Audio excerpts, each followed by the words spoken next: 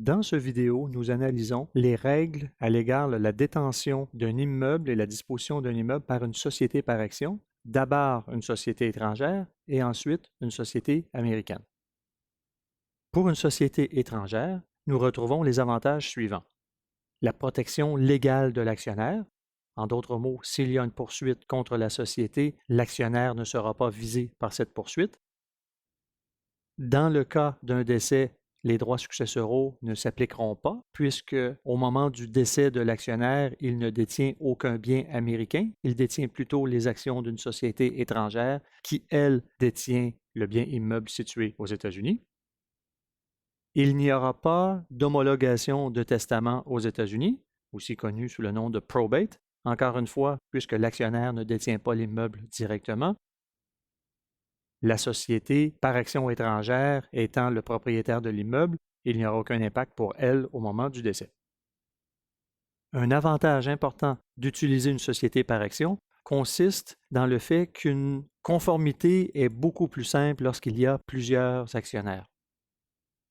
Imaginons un scénario où 100 individus se regroupent pour investir dans un projet immobilier. Il est beaucoup plus simple d'avoir une société qui produit une déclaration de revenus américaine que d'avoir 100 actionnaires qui produiront chacun leur propre déclaration de revenus américaine. Par contre, il y a des désavantages importants à l'utilisation d'une société étrangère pour détenir un bien immeuble aux États-Unis. D'abord, le taux d'imposition américain sur le revenu locatif est plus élevé que lorsque le bien est détenu personnellement. Au moment de la vente, le taux d'impôt américain sera aussi plus élevé pour une société étrangère qu'un individu, donc le taux d'imposition sur le gain en capital est plus élevé. C'est une structure plus complexe que de détenir un bien personnellement. Aux États-Unis et dans plusieurs autres pays, un autre désavantage significatif réside dans le fait qu'une société qui est propriétaire d'un immeuble conférera un avantage imposable à son actionnaire lorsque cet individu utilise l'immeuble à des fins personnelles. Aux États-Unis, cette situation arrivera lorsqu'il y a des soldes positifs au compte de Earnings and Profits et dans plusieurs pays, le simple fait d'utiliser un bien qui appartient à une société confère un avantage imposable à l'actionnaire. Par exemple, dans le cas du Canada, il n'est généralement pas avantageux qu'une société par action détienne un immeuble situé aux États-Unis lorsque l'actionnaire utilise l'immeuble personnellement, car la loi canadienne imposera cet actionnaire sur la valeur de l'utilisation de la propriété. Nous recommandons généralement l'utilisation d'une société par action lorsque la société loue l'immeuble.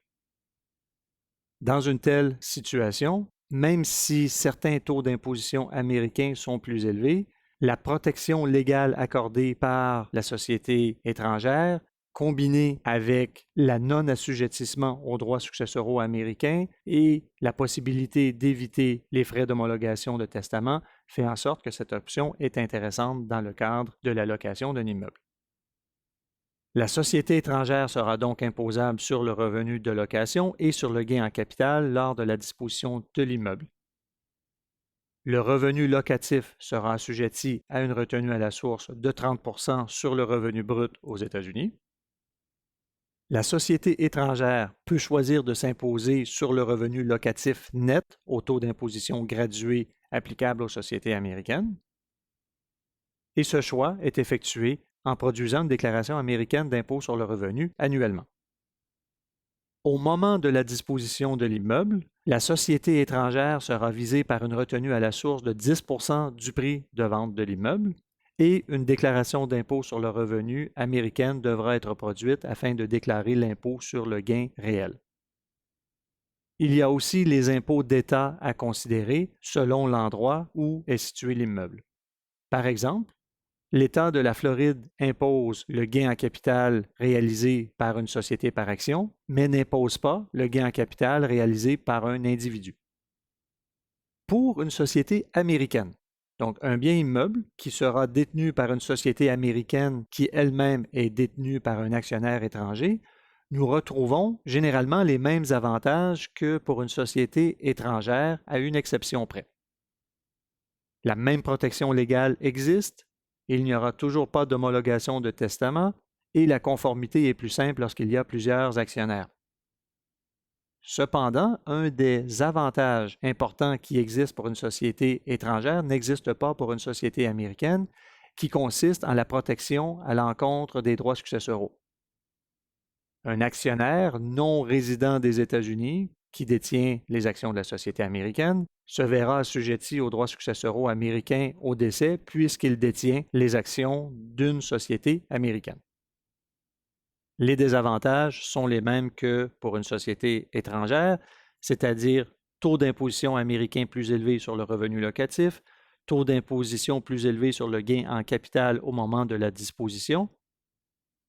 Par contre, ici, il n'y a pas de retenue à la source de 10 au moment de la vente puisque le vendeur de l'immeuble est une société américaine plutôt qu'une personne étrangère.